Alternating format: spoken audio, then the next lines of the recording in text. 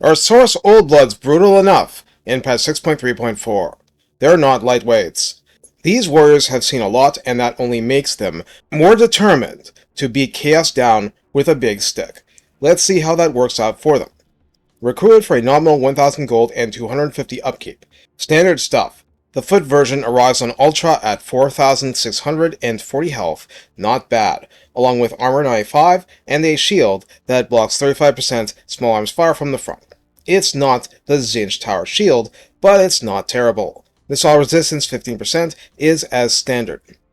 Leadership 75 is just plain solid. Speed 34 and charge speed 41 are decent figures.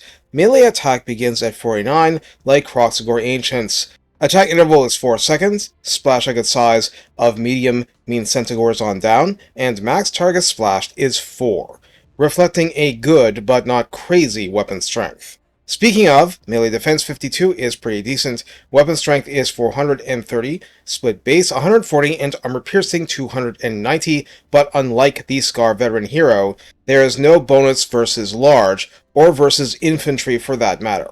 Charge bonus is 35, and mass is 1100. The charge bonus is decent but not exceptional.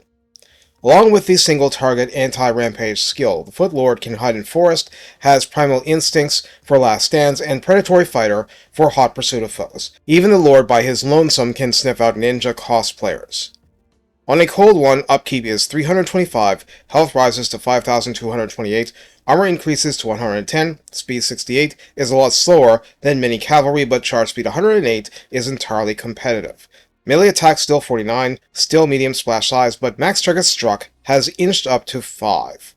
Melee defense is still 52, but weapon strength 450 is split base 130, and armor piercing 320, which is impressive. No bonus versus large or versus infantry.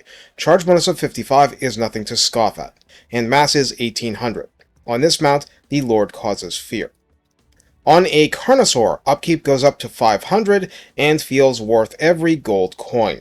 Health bulks up to 8760, armor is 95 without a shield, missile resistance 15% still, leadership 75 as before, speed 75, charge speed 100, melee attack starts at 45, attack interval 3.6 seconds is better than average, large splash target size, so Minotaurs on down, and max target splash of 5.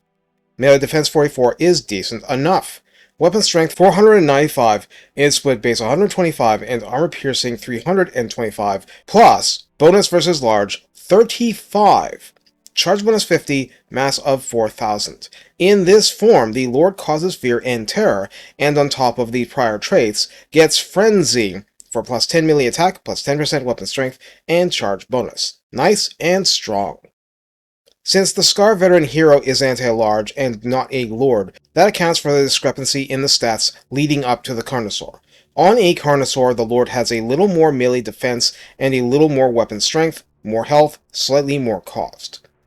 The blue and red line skills are exactly as normal, so I won't lengthen the video going over them. The red line capstone is stand your ground, unchanged from the old Empire standard.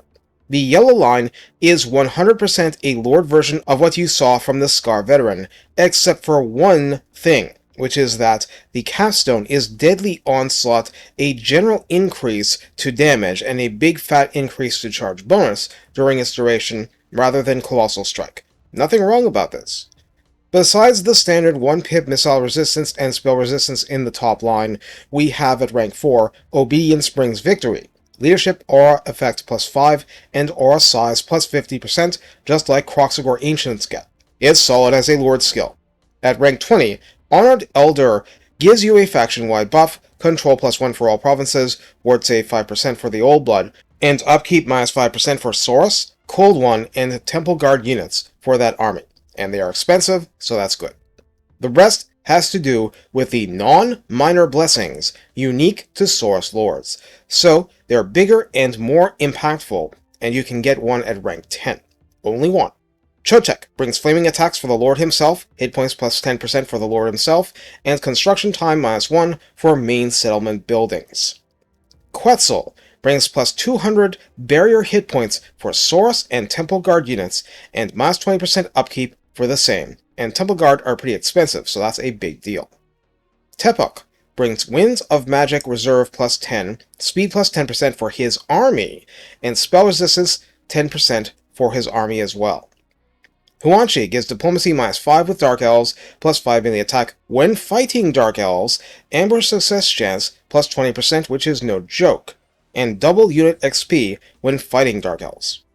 Tlaxcuatl gives Control plus 5 local province. Note that doesn't help Nakai. Corruption minus 3 local province, and casualty replenishment plus 6% own army, which is no joke at all. Itzil brings upkeep minus 20% for all the big single entity beasts, leadership plus 5 for the same, and leadership plus 6 during ambush battles generally. So how do we use the Saurus Oldblood? Since you don't have anti-large with him until the Carnosaur, you use him as a stiffly armored, decently armor-piercing lord, but his lack of special flavor at that is a drawback. He is your standard, he's not exactly bad, and often you can devote him to buffing troops instead of buffing himself because, frankly, base stats on a Carnosaur work just fine by the time you get on it.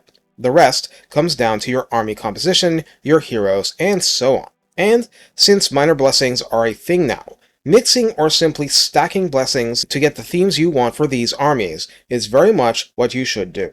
No reason not to, right? Whatever mixture you go for, the Oldbloods aren't weak, but you have to appreciate that a lot of their flavor comes from your choice of blessing. Choose wisely. For better or worse, there's not much else to say. They hit hard, so should fight hard. And on a Carnosaur, they are menaces to a lot of stuff. Bite accordingly. Take care, and have fun pounding chaos into submission. It's not subtle, and we don't care.